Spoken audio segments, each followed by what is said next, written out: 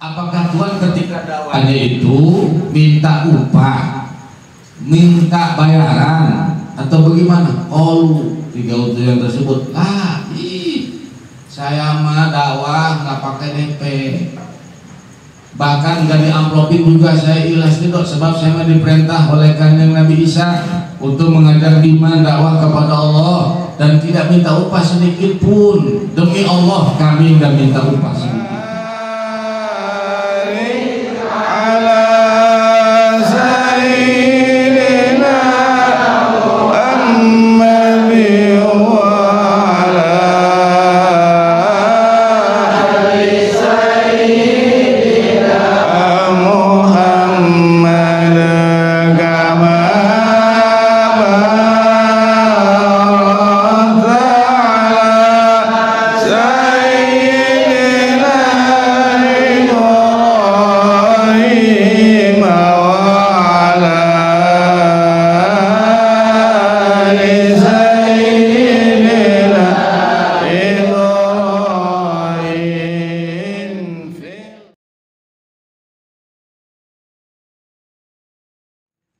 Bismillahirrahmanirrahim. Wa qala qatadatu lan ngucap sapa Imam Qatadah. Tapi lapar laman taha habibun ila rusuli lan semangsa-mangsa nerima tutuk sapa habib maring pirang-pirang putusan. Wa qala lahum lan ngucap ya habib lahum kadue rusul. Tapi lapar atas aluna ala hadhihi risalati ajran. Atas alunata anata jaluk sira kabeh ngatesi ikilah risalah ajron ing upah qalu ngucap ya rusul kabeh la orangana walakin tetapi nentar kulo ngucap ingsun sedaya ngucap ing lapat ittabi'u pada anu sira kabeh faqala maka ngucap ya habib ngucap ing lapat ya qaumi wahai kaum ingsun ittabi'ul mursalina ittabi'u man la yas'alukum ajra. Itabi'u anu sira kabeh al-mursalin ingkang den utus kabeh tabi'u pada anu sira kabeh man ing wong la yasalukum kawara jaluk yaman kumi sira kabeh ajran ing upah wa hum lan utawi rusul muhtaduna iku kang aweh pituduh kabeh wa yanunakum ilal huda lan nudulan ngajak ya rusul kabeh kumi sira kabeh ilal huda maring pituduh wa ilal tariqil mustaqim lan maring dedelan kang nerima aja. Pada masa biar kaum memakai semang-semangsa ngarungu sopok kaum habib dari kai mengkoran kol ya kaum ittabi'u qalu maka ngucap ya kaum kabeh lahu kabeh habib ngucap ing lapat anta kunta mukhalifan lilini utawi sira kana kunta iku ana sira mukhalifan iku kang nyulayaan lidinina kedua agama ingsun sedaya wa mutabi'an lidini haulai rusul dan hale kang anut lidini haulai rusuli kedua agama samudaya ikilah pirang-pirang utusan. Faqala habibun najat maka ngucap sapa habibun najat ngucap ing lapat wa ma yala amrul ladzi faqarani wa ilaihi turja'un. Allah lam bimuradi wa maliyalan utai apa sewiji-wiji iku tetep kedua ingsun la ambul warana nyembah ingsun alladzi fataraka ingkang wis ngadamel ya alladzi ingsun ai bi ai sababil ambul khaliqi tegese kelawan dini sabab warana nyembah ingsun khaliqi ingkang ngadamel ingsun wa ilaihi dan maring alladzi turja'una bakal den balikakeun sira kabeh ai turatuna tegese den balikakeun sira kabeh dal basin dalam melikade tangihakeun saking kubur ayu jazikum maka bakal ngawales ya alajikum sira kabeh bi amalikum lawan pirang-pirang amal sira kabeh itu qabla Allah fil fitrati ila nafsihi wa ruju'a ilaihi itu kila. Lanjutkan daripada tafsir ayat-ayat Al-Quranul Karim daripada surah Yasin. Mudah-mudahan dengan kita membaca dan mengkaji ayat Al-Quranul Karim nyorot nur Allah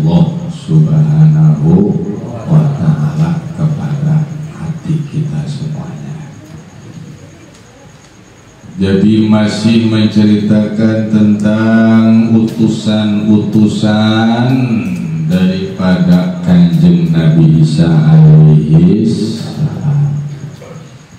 Di penghujung dakwah bukan makin mudah tapi makin berat. Yang mana dakwah ngajak kaum Antiokhia ternyata bukan menerima, padahal keistimewaan yang ada pada 3 utusan tersebut sudah terlihat jelas oleh mata kepala kaum Antiokhia. Bahkan rajanya pun menyaksikan kehebatan 3 utusan tersebut, yang mana itu merupakan bagian daripada karomah dari mujizat Kanjeng Nabi Isa alaihi salam. Sebab Kanjeng Nabi Isa mujizatnya adalah bisa menghidupkan orang yang mati. Mujizat Kanjeng Nabi Isa bisa menyembuhkan penyakit lepra, kusta yang ada obatnya, kusta. Kemudian Kanjeng Nabi Isa mujizatnya bisa menyembuhkan penyakit buta. Segala penyakit apapun ketika itu sampai kematian pun dengan izin Allah menjadi mujizat Kanjeng Nabi Isa alaihi salam. Sampai 3 utusannya pun diberikan keistimewaan yang sama. Tujuannya agar supaya golongan-golongan orang-orang yang kafir, golongan-golongan yang nyembah patung, iman kepada Allah Subhanahu wa ta'ala. Tapi ternyata setelah sekian tahun dakwah di negara Antiokhia, padahal 3 utusan ini dakwah tanpa upah, tanpa minta uruhan, tanpa minta gaji ke pemerintah negara Antiokhia, tapi tetap baik dakwahnya ditolak oleh masyarakat Antiokhia. Segitu sudah tanpa biaya, gratis, cuma diajak supaya dapat hidayah menuju Allah, supaya selamat dunia maupun akhirat. Enggak maksud untung, tidak maksud ingin memperkaya diri. Tapi ternyata ketika kaum-kaum tersebut diajak, semuanya tidak ada yang mau nurut. Bahkan mereka semuanya pada ngomong bakal ngusir etak 3 utusan, sebab dianggap sudah membuat kacau balau daripada agama yang mereka anut. Maka ketika itulah kaum-kaum Antiokhia sudah sepakat bakal mengusir daripada itu 3 utusan. Ketika akan diusir seorang aki-aki tua yang dahulunya pernah iman kepada 3 golongan tersebut, yakni iman ke Allah, iman ke Kanjeng Nabi Isa, yang bernama Habibun Najjar. Habibun Najjar kemudian mendengar berita bahwa 3 utusan tersebut bakal diusir, bakal dibunuh. Akhirnya di sini dalam riwayat waqala Qatadah, laman taha Habibun ila rusul. Pada saat Habibun Najjar sampailah ke 3 utusan, karena mendengar berita bahwa 3 utusan bakal dibunuh, diusir. Waqala lahum, ini Habibun Najjar nanya ke 3 utusan tersebut. Kata Habibun Najjar, atas aluna ala hadir risalah ajron. Hei, punten ini mah tuan-tuan, ya. Ini masyarakat bagaimana kok kami ngedenger bakal ngusir tuan-tuan, bakal ngusir tuan-tuan. Emang ada masalah apa? Atau bagaimana? Oh, 3 utusan tersebut, saya mah dakwah nggak pakai DP, bahkan nggak diamplopin juga saya ikhlas itu, sebab saya mah diperintah oleh Kanjeng Nabi Isa untuk mengajar iman, dakwah kepada Allah, dan tidak minta upah sedikit pun. Demi Allah kami nggak minta upah sedikit pun. Nah, setelah mengaku begitu. Walakin naqulu ittabi'u, cuma saya mah cuma begini doang ngomong ketika ketemu dengan masyarakat Antioquia. Ittabi'u, pada ikuti oleh kalian semua tuh ajaran Nabi Isa. Yang nyembah kepada Allah tuh jangan nyembah patung, ikutin kayak Nabi Musa. Ternyata ketika kami dakwah model begitu, itu semuanya malah ngebakar. Pakola, ya, jadi bener dakwah, bener semata-mata nggak minta upah. Demi Allah kami tidak minta upah sedikit pun. Akhirnya karena Habibun Najjar mah seorang tokoh yang berpengaruh di negara Antioquia, akhirnya ikut membantu perjuangan daripada ini 3 utusan, ngebantu. Karena 3 utusan ini kewalahan ketika dakwah, kewalahan. Nah, dibantulah oleh Habibun Najjar yang punya wilayah. Makanya kalau kita datang ke suatu lingkungan, kita ada maksud ingin sama-sama ngajak masyarakat ibadah, kadang kita ini banyak fitnah. Misal orang Rojati digusur, pindah, bawa ilmu dari Rojati, pindah misalnya ke Bojong Renget, misalnya contoh. Pas di Bojong yang punya ilmu kan ada misi, maksud misi sama-sama supaya semuanya menuju jalan Allah. Bikin majlis, bikin tempat pengajian. Tapi kadang orang Bojongnya itu kagak demen, gitu.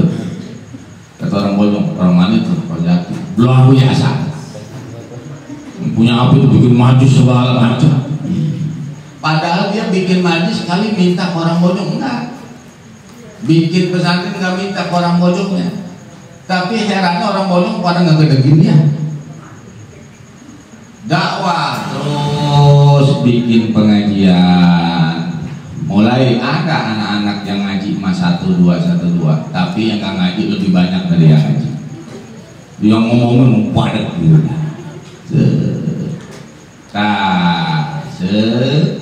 Ketika itu pasti di kampung itu ada yang ngurut, pasti di samping yang ngebangkang pasti ada yang ngurut. Dan biasanya yang ngurut itu bukan orang kecil di situ, pasti yang punya jabatan biasanya. Nah, katakan lurahnya, pas benar lurahnya menerima, apa ciri terimanya? Nggak mungkin gusuran pindah ke situ dikasih tanah, mereka. Bahkan nggak bangunan juga minta doa sama Pak Lurah, datang Pak Lurahnya kemudian ikut ngaji. Cuma Pak Lurah bingung, orang Bojong teh. Ustaz, ini di sini pengajian sepi aja ya. Emang ini masyarakat nggak ada yang tahu? Ya, tahu sih Pak Ustaz. Kan pakai speaker atas 4 biji speaker juga. Nggak ada yang pada ngaji ya? Tahu. Ini kali suka dipintain kali. Ih, demi Allah saya emang nggak dipintain yang ngaji.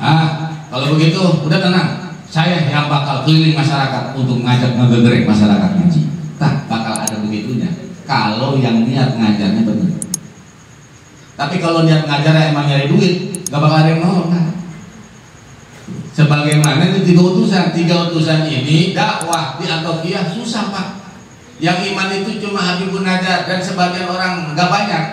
Ketika itu Habibun Najjar bingung, kok udah tahunan belum ada yang banyak juga yang mau iman. Nah, akhirnya Habibun Najjar tanya, emang waktu dakwahnya emang minta upah? Enggak, demi Allah, saya cuma ngajak kau supaya iman ke Allah, iman ke Rasulullah. Sudah segitu doang supaya selamat. Enggak minta upah, demi Allah enggak. Akhirnya, udah tenang, saya yang bakal bantu. Tuh, ngebantu akhirnya Habibun Najjar. Apa kata Habibun Najjar? Ya qaumi ittabi'ul mursalin, ittabi'u la yas'alukum ajran wa hum muhtadun. Eta akhirnya dakwah ngomong, eta Habibun Najjar ngomong kepada kaumnya, hei seluruh kaum Antioquia, ittabi'ul mursalin, tuh ikutin ajaran yang dibawa oleh 3 utusan tersebut. Ittabi'u ma la yas'alukum ajra, ikutin tuh dia mah dakwah nggak minta upah, nggak minta bayaran, ikutin tuh dia. Wa hum muhtadun, dan dia itulah orang yang memberikan hidayah, petunjuk menuju keselamatan. Wa yad'unakum ilal huda, dia ngajak kalian menuju ke jalan yang lurus. Wa ila thariqil mustaqim, ke jalan yang lurus yang mendapat ridha Allah. Nah, apa yang terjadi setelah Abi Munajar dakwah ngajak kepada kaumnya. Wasalama samia qaumuhu dzalik, ketika kaum Antiokhia mendengar ajakan Habibun Najjar ikut dakwah, qalu lahu, itu semuanya kaum pada ngomong ke Habibun Najjar, Tuan, ya, anta kunta mukhalifan li dinina wa mutabi'an li dini hauli rusul. Berarti Tuhan kok bukannya ngusir itu 3 utusan, malah ngajak kami supaya ikut 3 utusan. Oh, berarti Tuhan sudah mengikuti agama itu 3 utusannya. Berarti Tuhan telah menentang agama kami. Berarti Tuhan juga menjadi musuh saya juga, berarti dimusuhin akhirnya. Abi Munajar akhirnya dimusuhin. Nah, kadang begitu Pak. Kalau kita ikut jalan yang benar mah orang tersebut benar, kita ikut benar, kita ikut disalahin juga kalau orang tersebut punya hasud dengki mah. Gitu baik. Kita berteman sama orang benar, terus ada orang nggak demen ke orang tersebut, kita berteman sama itu kita kebawa ngedemenin sama dia. Gitu nggak? Yang hasud mah ibu-ibu nih. Ibu-ibu misalnya Sarwiti nggak demen sama Romlah, gede jasa di Sarwiti mama si Romlah. Jadi si Romlah mau gimana pun kagak didebenin sama Sarwiti. Kemudian si Sarwiti punya CS namanya Sarkona. CS ini mah kongkok kemanapun mama si Sarkona. Tiba-tiba si Sarkona gaul berteman sama si Romlah yang dia gedegi. Pada saat lewat dia, si Sarkona ngobrol sama si Romlah. Pas dipanggil kan, Sarkona sini lo sama Sarwiti, ngomongin gua lu ya. Udah naya orang. Itu tadi kalau sama dia ngomong ngapain? Dia tuh ngomong apa itu mah? Enggak kayaknya. Lo, kayak nggak kenal sama saya aja kata Sarkona. Saya CS Mpok Sarwiti. Pas berarti tahu sendiri saya CS. Iya kemarin CS, tapi setelah lu gua ngeliat lu ngobrol sama si Romlah, gua jadi beda dengan lu. Emang gara-gara apa? Gue gak demen kalau lu berteman sama dia. Takkan eta padahal mah dia gak demen sama si Romlah. Kenapa orang yang berteman sama si Romlah semua digedegi? Etalah rombongan kaum Antiokhia pada begitu. Habibun Najjar orang Antiokhia, kemudian ikut tadinya mah tokoh di negara Antiokhia. Disenengin Habibun Najjar mah sebab Habibun Najjar orangnya barahan. Apa barahannya? Di mana dia gajian itu gajinya dibagi 2. Yang separohnya buat fakir miskin, di kampungnya. Kemudian yang separohnya buat keluarganya. Kan hebat ya.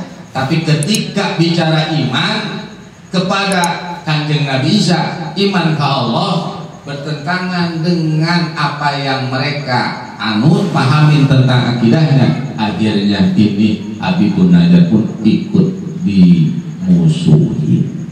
Makanya kalau kita hidup banyak musuh, ngucapin alhamdulillah. Kalau kita banyak teman, innalillah. Mendingan banyak musuh, banyak teman, Bu.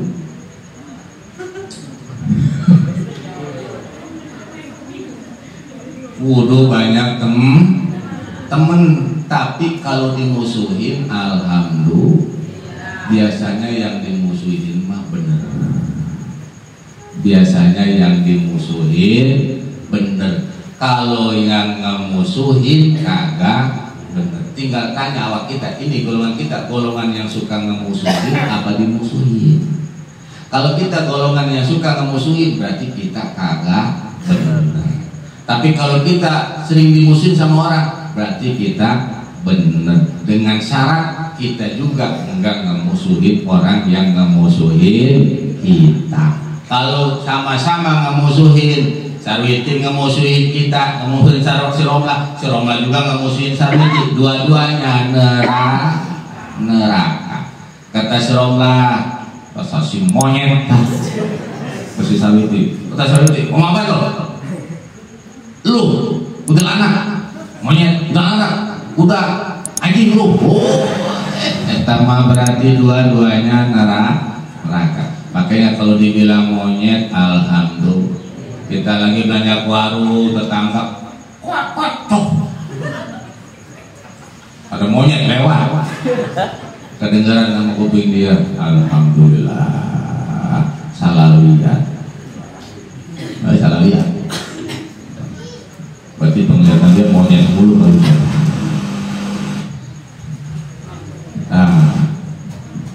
Monyet. Alhamdulillah. Begitu baik. Jadi hati kita lembut. Hati yang susah mah. Hati yang susah. Kadang kita mah diomongin balik ngomong. Sumpahin balik, nyumpahin. Bis Pak Ustadz gak enak jasa sih, senep ke hati kalau dikatain itu. Itu sama jauh berarti. Udah. Kalau dikatain, alhamdulillah. Di alam, kalau di alam, inna, kok cakep amat sih? Lah menghina itu mah. Kok saya mah jelek aslinya? Enggak, aslinya jelek tapi dalamnya mah cakep. Lah bisa aja. Terus. Jadi kalau di alam jangan bangga, kalau dihina jangan takut, jangan khawatir, udah ucap ini senang kita. Nah ini supaya apa? Selamat kita mah. Nah inilah jadi balik wayat hukum hilal huda. Tapi ternyata agama yang dibawa oleh Habibun Najjar ikut ternyata sudah tercium oleh masyarakat Antokia sehingga mereka ngomong kepada Habibun Najjar. Berarti Tuhan telah mengikuti agama 3 utusan tersebut. Oleh karena itu, wahai Tuhan pun berarti menjadi golongan itu. Berarti Tuhan pun siap-siap bakal kami usir. Akhirnya kata Habibun Najjar, hei kaum Antokia, wa maliyala abudul ladzi fatarani wa ilaihi turja'un. Kata Habibun Najjar, wa maliya, kalian makhluk terbuka. Wa malia, tidaklah bagi kita, bagi saya nih sebagai hamba, la a'budu ladzi fatarani, masa sih saya enggak nyembah kepada Allah yang telah menciptakan saya.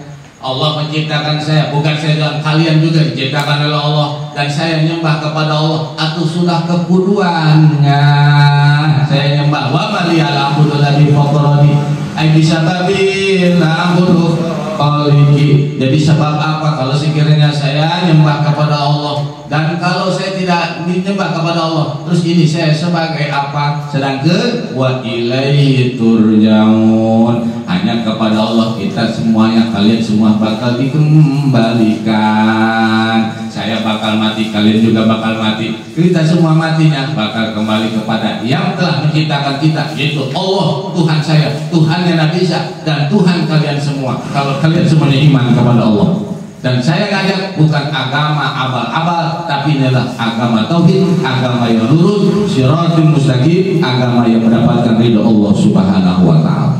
Dakwah Habib Najjar begitu. Ini saya pun orang sini Antokia. Kenapa saya iman? Sebab saya sadar saya Allah yang nyiptain. Dan orang tua saya udah mati, pulangnya ke Allah. Kalian juga sama. Yang mana nanti kita bakal dikembalikan nanti di alam akhirat. Turaduna indal basi, kita semua bakal dikembalikan ketika dan bangkit dari kubur. Kita bakal bangkit semuanya, dan ketika bangkit dari kubur, fayujazikum bi a'malikum, kita kalian semuanya ini bakal dibalas amal-amal kalian. Oleh karena itu, marilah ayo kita bersama-sama iman kepada Allah, iman ke kanjeng Nabi Musa alaihi salam. Eta dakwah Habibun Najjar. Nah, setelahnya dakwah terus ngajak mulas-mulas seperti itu. Bagaimana kelanjutannya? Nah, masih panjang dongeng tentang Habibun Najjar. Intinya mah kita sebagai hamba Allah, sebagai makhluk Allah, senantiasa kita terus ayo jaga iman Islam kita agar supaya tetap nyakrun dalam hati sanubari kita, supaya kita kembali ke hadirat Allah dalam keadaan bahwa iman Islam husnul khotimah. Intinya mah itu.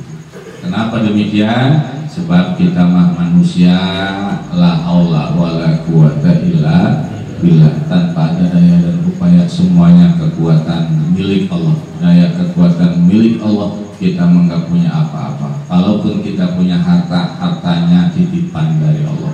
Kalaupun kita punya jabatan, jabatan pun sama, amanah dari Allah. Ketika kita punya anak-anak pun sama, amanah titipan dari Allah. Segala apapun yang ada di alam dunia baik segala nikmat, rezeki, pangkat, jabatan segala macam itu adalah semuanya amanah dari Allah Subhanahu wa taala, dan semuanya wa ilaihi turja'un, bakal diambil kembali oleh Allah. Tapi sebaik-baik kita ketika hidup di dunia adalah khairukum man tala umru wa hasuna amalu.